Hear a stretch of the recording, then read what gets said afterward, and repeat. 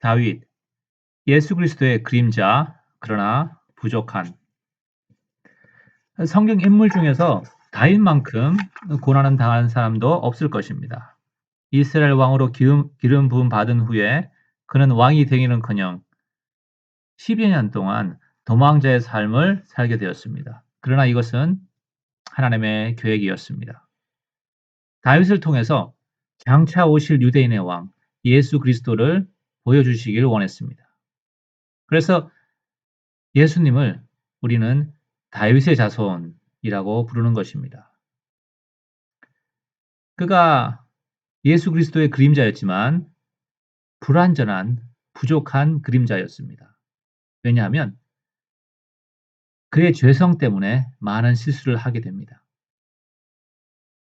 그 불완전한 그림자 다윗의 이야기를 통해서 우리가 예수님에 대해서 조금 더 알기를 원합니다. 오늘의 이야기는 사무엘하 24장에 있는 다윗의 통치의 마지막 기간에 해당하는 이야기라고 할 수가 있습니다. 그런데 이 마지막 이야기가 해피엔딩이 아니라 다윗의 실패를 말하고 있는 어쩌면 조금은 우울한 이야기입니다. 24장 1절, 2절 읽도록 하겠습니다. 여호와께서 다시 이스라엘을 향하여 진노하사 저희를 치시려고 다윗을 감동시키사 가서 이스라엘과 유다의 인구를 조사하라 하신지라. 왕이 이에 그 곁에 있는 군대 장관 요압에게 이르되 너는 이스라엘 모든 지파 가운데로 다니며 단에서부터 브엘세바까지 인구를 조사하여 그 도수를 내게 알게 하라. 자, 하나님께서는 다윗이 인구 조사를 한 것으로 인해서 온 나라에 벌을 내리십니다. 여러분 중에 어떤 사람은 이렇게 질문할 수 있습니다. 아니, 인구 조사한 것이 무엇이 잘못인가요? 인구 조사 자체가 문제가 아니라 그 의도가 나쁘다는 것입니다. 그 3절 요압의 말을 보면 다윗이 무슨 의도로 인구 조사를 하는 것인지 우리가 짐작은 할 수 있습니다. 요압이 왕께 고하되 이 백성은 얼마든지 왕의 하나님 여호와께서 100배나 더하게 하여 주사 내 주 왕의 눈으로 보게 하시기를 원하나이다. 그런데 내 주 왕은 어찌하여 이런 일을 기뻐하시나이까 하되 왕의 명령이 요압과 군대 장관들을 재촉한지라. 어찌하여 인구조사하는 것을 기뻐하시나이까. 다윗이 인구조사하려는 것은 나라가 얼마나 강성한지 얼마나 많은 군인들을 동원할 수 있는지 알고 싶어 했습니다.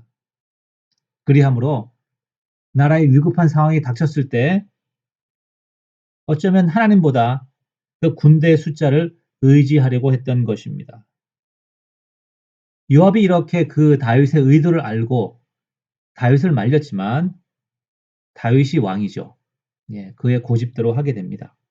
이제 요압과 그 부하들은 당장 10개월 가까이 수고하여서 이스라엘 전체의 군인의 숫자가 80만이 된다는 사실을 다윗에게 보고합니다. 자, 다윗이 왕으로서 이 보고를 들을 때 기분이 어땠을까요?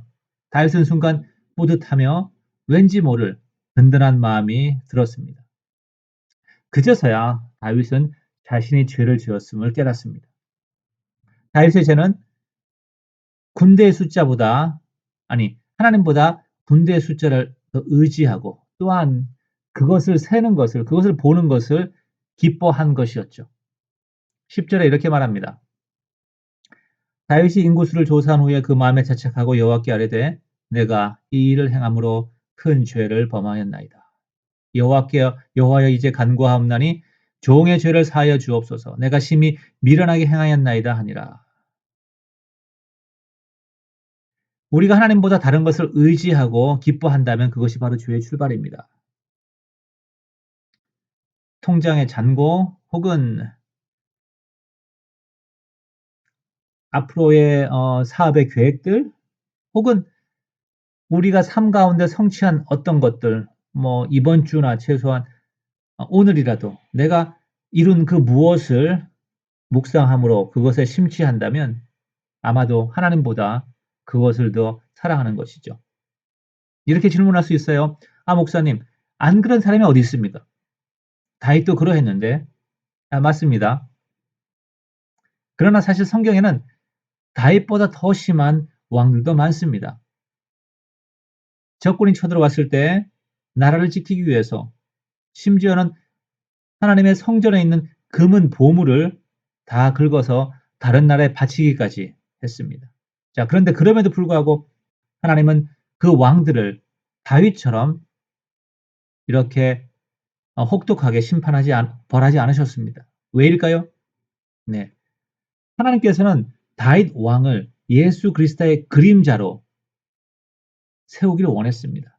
그렇기 때문에 다윗의 작은 실수까지도 하나님은 지적하시는 것입니다. 그러함으로써 다윗이 하나님이 원하시는 이상적인 왕이 아니라 바로 다윗의 후손을 통하여 오시는 메시아 예수 그리스도가 이상적인 왕이라는 사실을 백성들에게 말씀하고 또한 백성들로 하여금 기다리게 하고 싶었던 것이죠.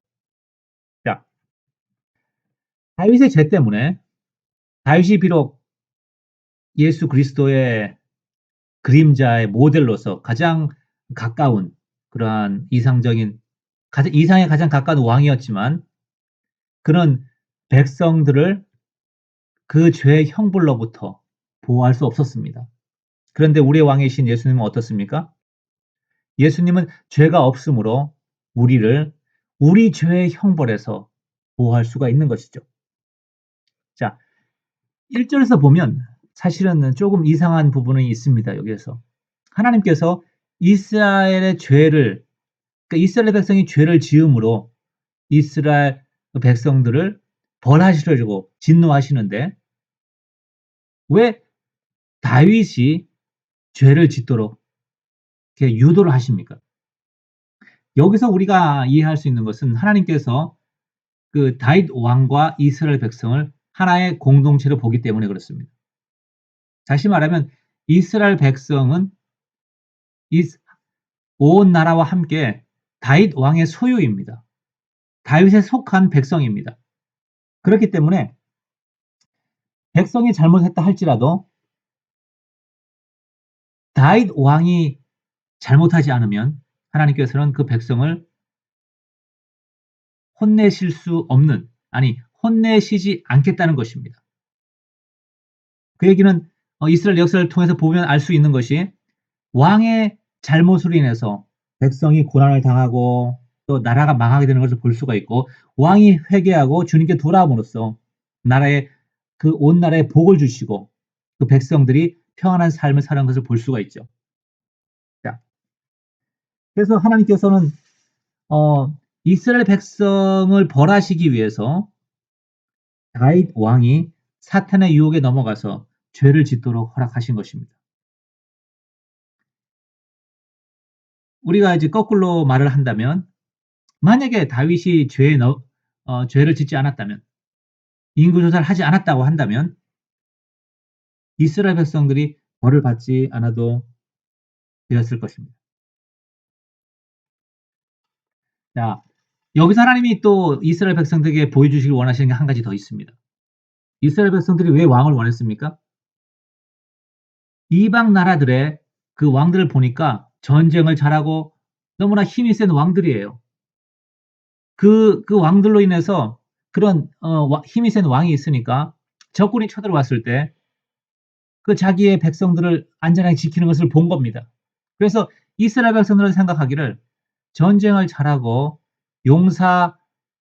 용맹스러운 그런 왕을 우리가 가진다면 우리가 안전할 것이다 이렇게 생각을 했습니다. 그런데 하나님의 뜻은 무엇입니까? 정말로 백성을 지킬 수 있는 왕은 용맹한 왕이 아니라 하나님 앞에 신실하고 죄가 없는 그런 왕이어야 된다. 이것을 오늘 이야기를 통해서 하나님의 백성들에게 우리에게 말하고 있는 것이죠. 우리의 왕이신 예수님은 죄가 없으시기에 우리가 주님께만 붙어 있으면 우리가 주님의 백성으로만 남아 있으면 우리에게 죄의 심판이 오지 않게 되는 것입니다. 자, 이제 다윗이 죄를 고백하니까 하나님으로부터 메시지가 바로 옵니다. 자, 그런데 재밌는 것은 이거예요.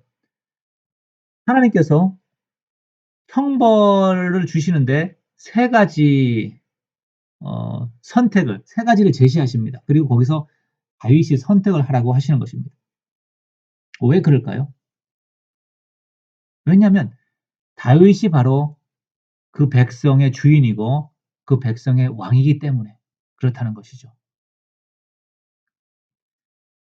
13절에 가시 다윗에게 이르러 고하여 가로되 왕의 땅에 7년 기근이 있을 것이니까 혹시 왕이 대적에게 쫓겨 석 달을 그 앞에서 도망하게 하실 것이니까 혹시 왕의 땅에 3일 동안 온역이 있을 것이니까 왕은 생각하여 보고 나를 보내신 이에게 대답하게 하소서. 다윗이 가세게 이르되 내가 곤경에 있도다. 여호와께서는 긍휼이 크시니 우리가 여호와의 손에 빠지고 내가 사람의 손에 빠지지 않기를 원하노라.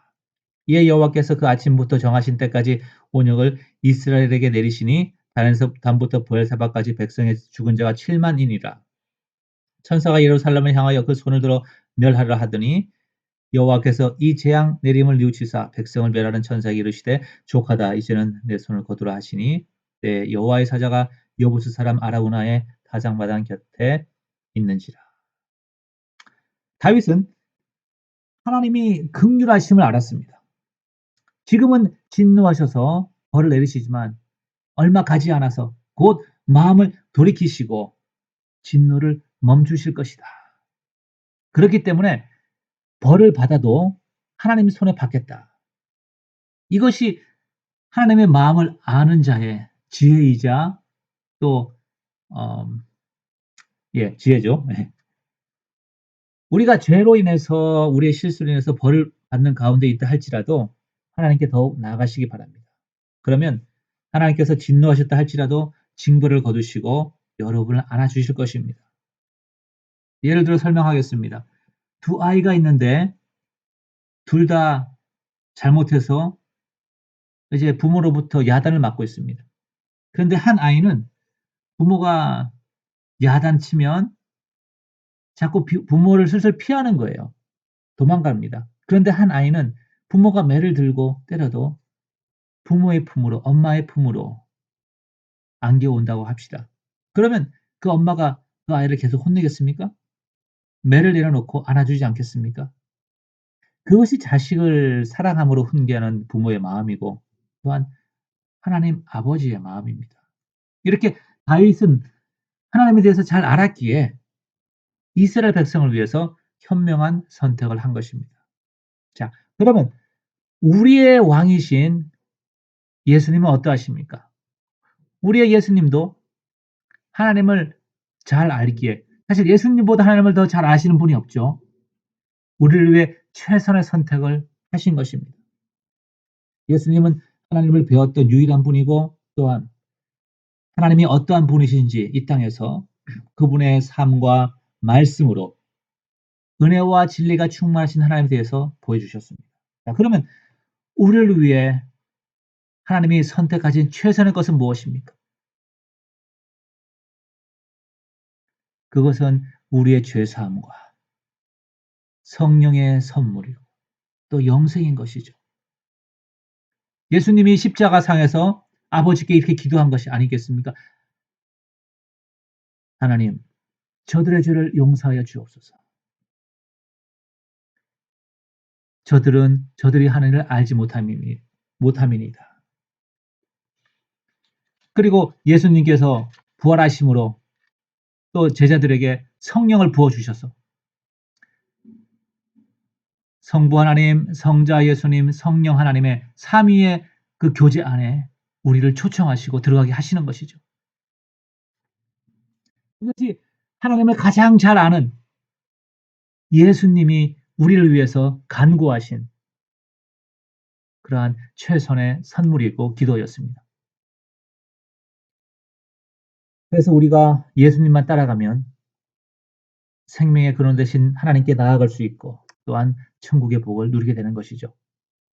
자, 다윗의 이야기로 돌아가서 다윗이 이제 자신의 잘못으로 인해서 백성이 죽어가는 것을 볼 때 괴로워하며 자신을 벌해달라고 기도합니다. 다윗이 백성을 치는 천사를 보고 곧 여호와께 아뢰어 가로되 나는 범죄하였고 악을 행하여 쌉거니와 이 양무리는 무엇을 행하였나이까 청컨대 주의 손으로 나와 내 아비의 집을 치소서 하니라. 하나님께서 이렇게 응답하시죠. 18절에 올라가서 여부수 사람 아라우나의 타작마당에서 여호와를 위하여 단을 쌓으라. 싸우소서 하매 그래서 다윗이 아라우나에게 찾아가서 여차저차 말을 합니다. 그러자 아라우나가 왕이 그렇게 얘기하는데 뭐 돈 받고 팔 사람이 있습니까? 예, 그냥 공짜로 이 타작마당과 또 제물에 사용할 소를 바치겠다고 합니다. 근데 다윗이 그 제의를 거절합니다. 24절에 보니까 왕이 아라우나에게 이르되 그렇지 아니하다. 내가 값을 주고 내게서 살리라. 값 없이는 내가 아무런 희생을 치르지 않고서는 하나님 여호와께 번제를 드리지 아니하리라 하고 은 50세겔로 타작마당과 소를 사고 그곳에서 여호와를 위하여 단을 쌓고 번제와 화목제를 드렸더니 이에 여호와께서 그 땅을 위하여 기도를 들으시고 이스라엘에게 내리는 재앙이 그쳤더라. 이 아라우나의 타작마당에서 다윗이 자기의 백성의 고통을 보고 괴로워하며 그들을 위해 희생 제물을 드린 이 아라우나의 타작마당에서 천년 후에 예수 그리스도가 자기 백성을 위해서 십자가에 못 박히시는 것이죠. 다윗은 자신의 죄 때문에 제사를 드렸지만 예수님은 우리의 죄를 위해 그 생명을 내어놓으셨습니다. 이렇게 하나님께서는 완전한 왕, 하나님이 세우실 왕, 하나님이 보내실 왕이 어떠한 분이신가를 다윗을 통하여서 조금은 보여주셨습니다. 불완전한 다윗을 통하여서 완전한 왕 예수 그리스도를 보여주시고 그 왕을 기다리게 하신 것입니다. 그 왕이 2000년 전 오셨습니다. 그 우리의 왕은 죄가 없으심으로 우리를 죄의 형벌에서부터 보호하실 수 있고 또한 예수님만큼 하나님을 잘 아는 분이 없기에 우리에게 하나님으로부터 받을 수 있는 가장 큰 선물을 우리에게 주셨습니다. 바로 죄 용서와 또 성령인 것이죠. 영생인 것입니다. 그렇게 주님만 따라가면 우리가 하나님께로 이룰 수가 있는 것입니다. 그리고 무엇보다 우리를 사랑하셔서 우리 죄를 위해 은 50세겔이야. 은 50개가 아닌 온 모든 것을 내어주셔서 희생 제물이 되신 것입니다. 옛날 이스라엘 백성들은 왕을 가지길 원했습니다. 사무엘상 8장에서 하나님이 그들의 왕이셨지만 그들은 이방 나라들처럼 인간 왕을 가지길 원했습니다. 인간 왕을 원하는 그들에게 하나님께서는 당신의 아들을 인간 왕으로 보내주셨습니다. 그러나 사람들은 하나님이 보내신 그 왕을 거절하고 십자가에 죽였습니다. 그러나 참 모순적인, 참 놀라운 신비는 이것입니다. 그 왕을 거절한 그 십자가의 그 죽임, 단 그것이 바로 그들의 죄를 사하는 희생 제사가 된 것이죠. 그리고는 심지어 그 왕을 죽인 그 죄까지 하나님은 용서하시겠다고 하는 것입니다. 바로 이러한 왕 예수 그리스도가 우리의 형제요 우리의 구원자이십니다. 하나님께 찬양을 드립니다.